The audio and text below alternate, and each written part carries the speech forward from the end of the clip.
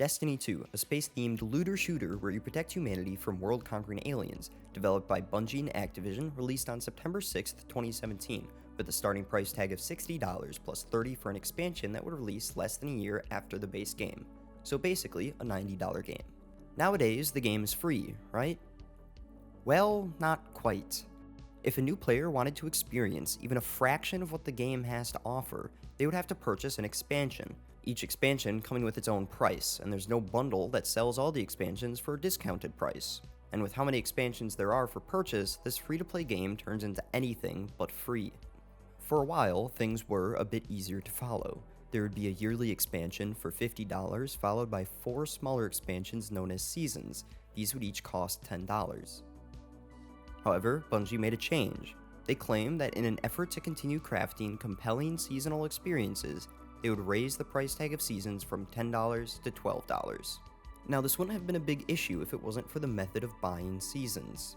The only way to purchase a season is with in-game currency known as silver. A season used to cost 1,000 silver, which was the equivalent of $10. Now they cost 1,200 silver, which would be the equivalent of $12. But there's no option to purchase $12 worth of silver.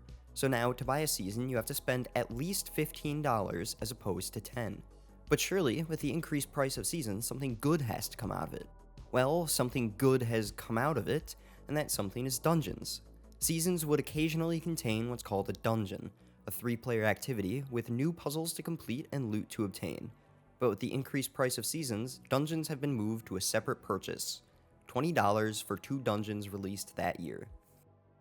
So, 4 seasons and 2 dungeons used to cost $40. Now it costs roughly $80, plus the $50 yearly expansion.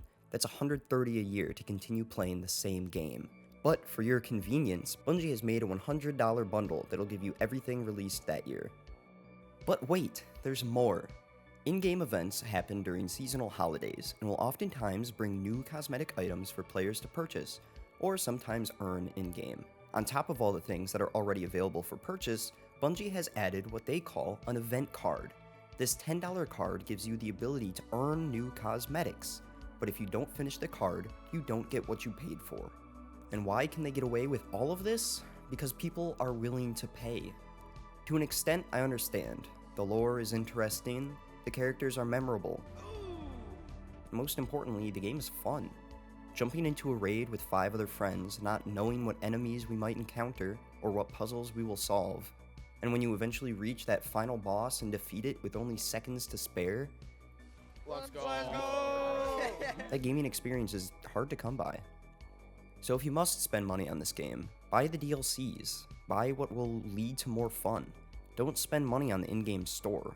Sure, the armor might look cool and the emotes are funny, but you don't need those to enjoy the game.